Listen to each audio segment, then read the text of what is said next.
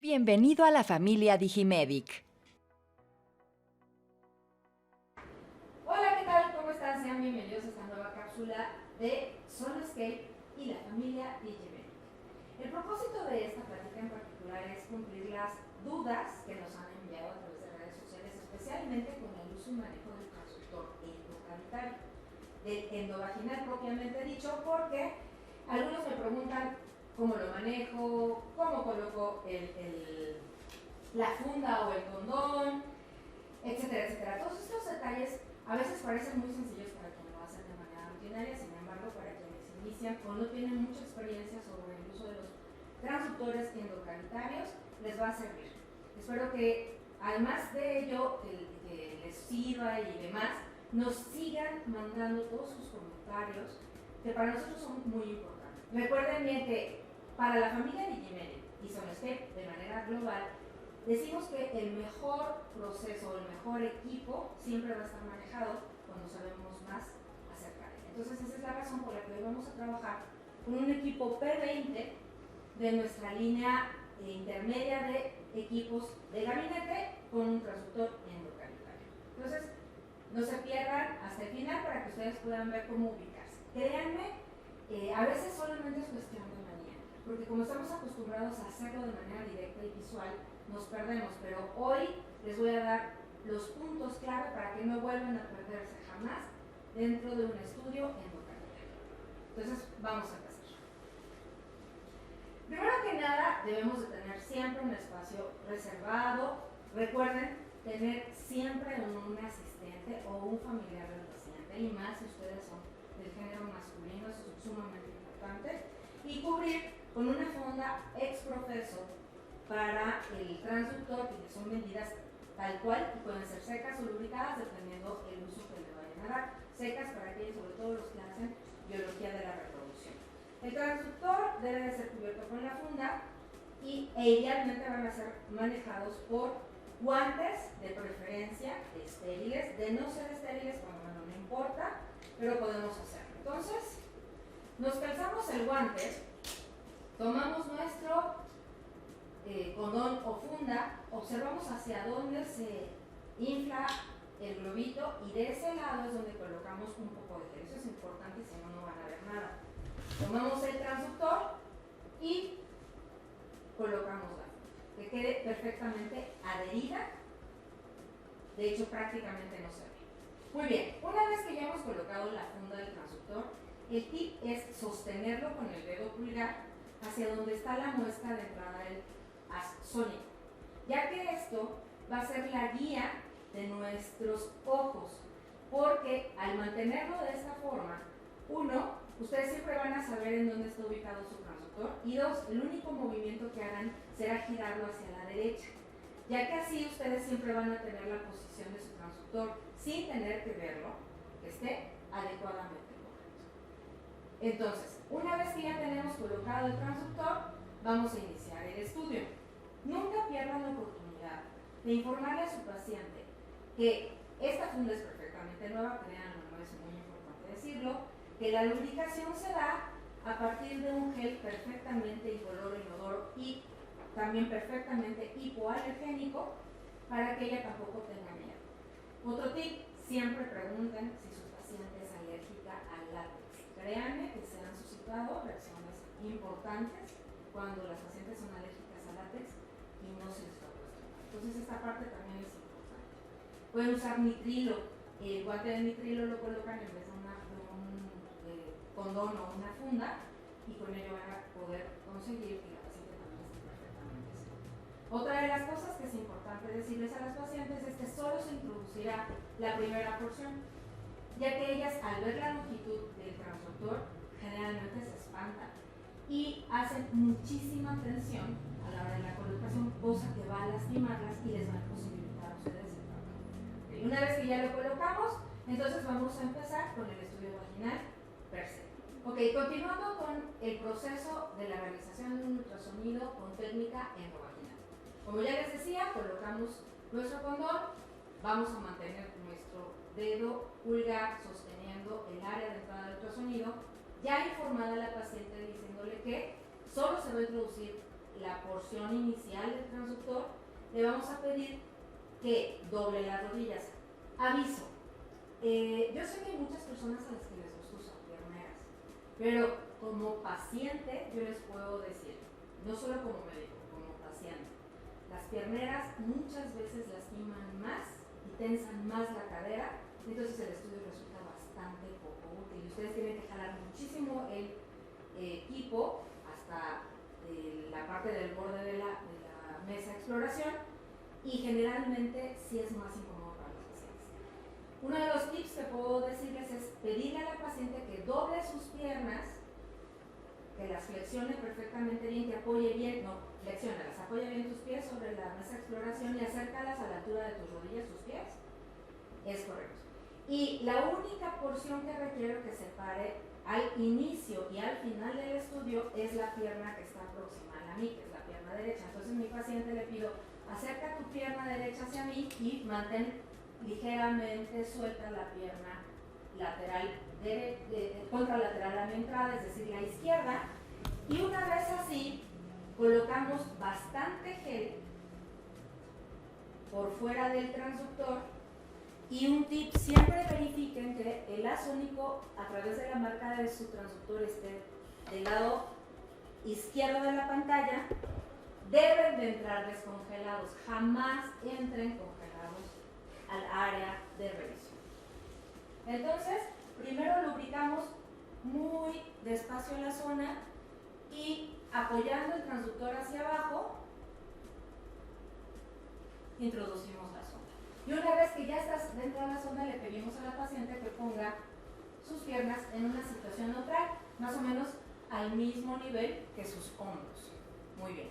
Entonces, una vez que ya tenemos la imagen, vamos a regular las ganancias que nos permitan ver el estudio de manera integral. Aquí es donde yo les hago la pregunta siempre, ¿cómo me puedo ubicar o cómo sé si estoy tomando el transductor de una manera adecuada?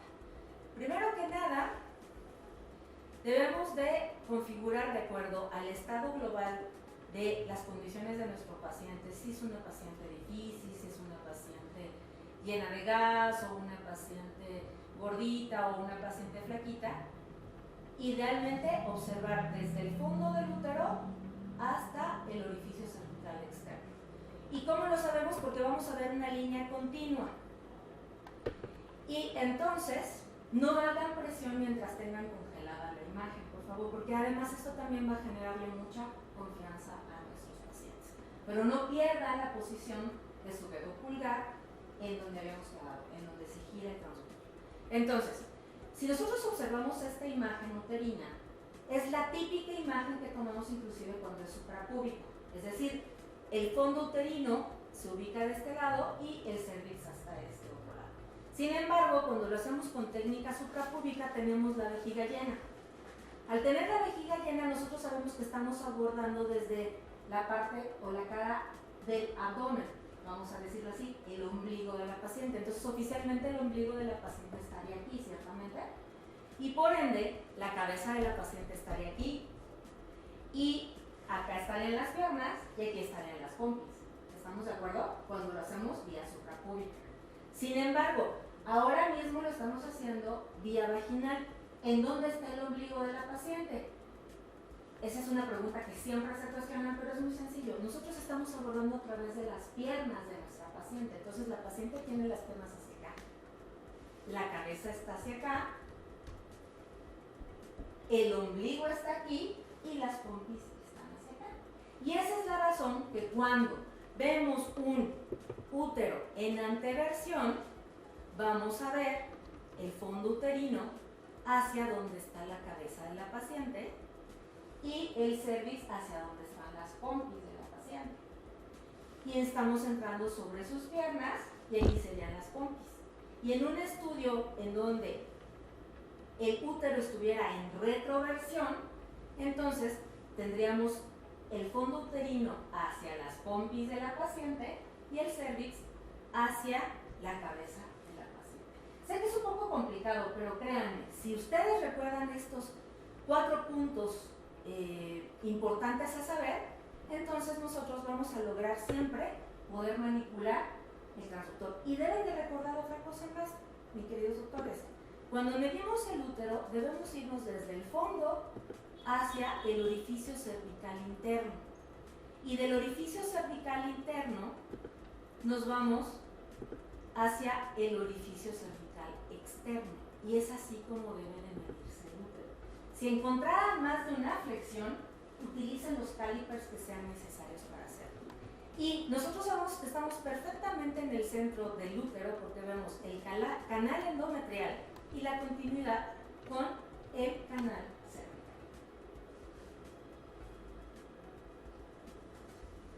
Muy bien, entonces, una vez que ya tenemos esto, justo dividimos el cuerpo uterino a la mitad y es ahí, no importa si hay lesiones o no, este útero es muy sano, entonces es muy fácil ponerlos justo en el centro y poder medir justo en el centro la región antero-posterior del útero. Pero si llegáramos a tener alguna lesión o que una pared estuviera más abombada por procesos infiltrativos tipo adenomiosis o miomatosis o cualquier otro tipo de situación, ustedes no tomen en cuenta donde se vean parejas, vamos a ponerlo entrecomillado, el grosor de las paredes miometriales, sino justo en donde está la mitad de la cavidad endometrial.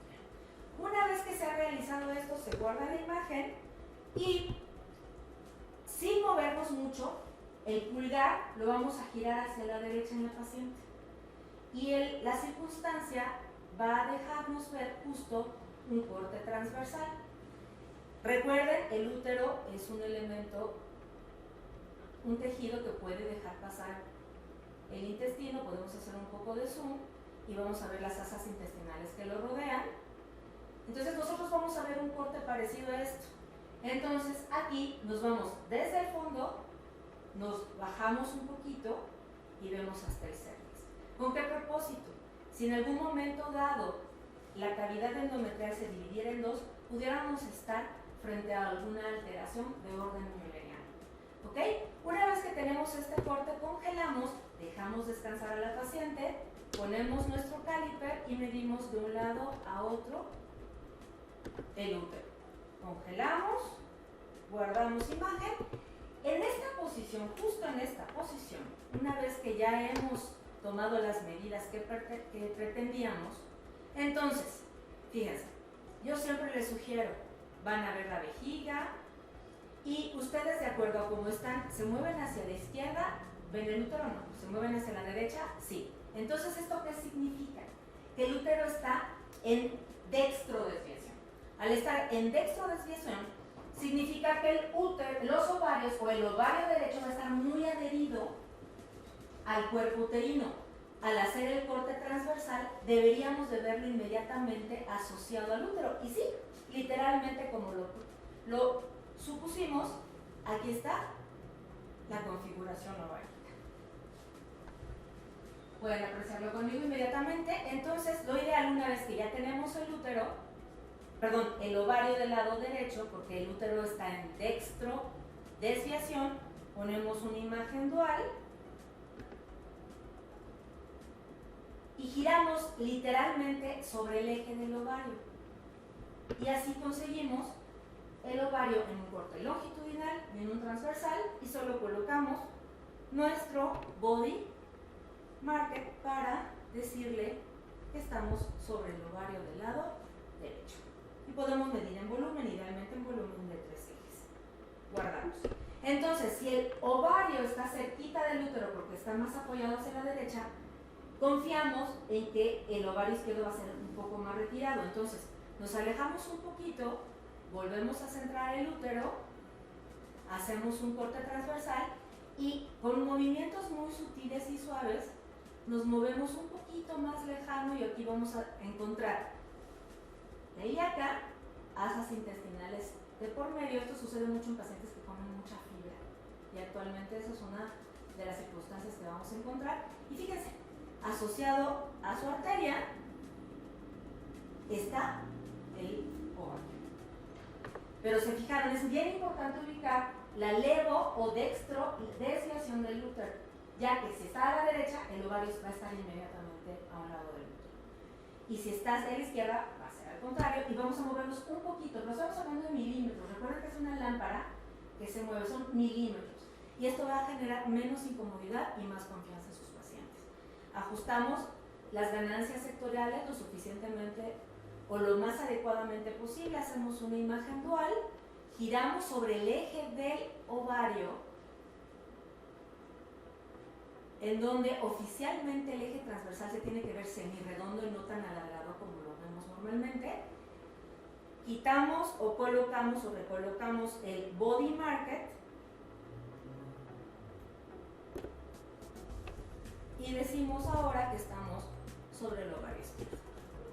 Guardamos y antes de irnos, mi sugerencia siempre va a ser la entrada y la salida de un estudio vaginal es, además de que voy a ver de un lado y de otro la pared del útero, voy a ver los fondos de saco y voy a ver parte de la vejiga. Manejo muy despacio, donde estoy en el canal vaginal voy a ver la uretra y parte de la vejiga con su mucosa y me repito. Y como vieron, esto es en lo que constituye un estudio básico endocavitario. Y lo importante, una vez que terminen, con su mismo guante retiran el dispositivo de protección, dice funda o condón, y lo envuelven para ser tirado con seguridad. Ya después hablaremos de cuáles son los sprays desinfectantes que recomendamos para esto. Yo sé, es un gol, pero Aguacide para mí siempre va a ser la mejor alternativa, ya que no daña las membranas del transútero. Espero que esta cápsula les haya resultado útil. De verdad, con esto espero también que se animen a hacer más y más estudios endocavitarios, ya que la resolución que alcanzamos con ellos no se va a comparar jamás con un estudio superbúnico. Y bueno, me despido recordándoles mi nombre. Yo soy la doctora Angélica Telles, formo parte de la familia de D-Medic, pero también soy Sonia State Latinoamérica.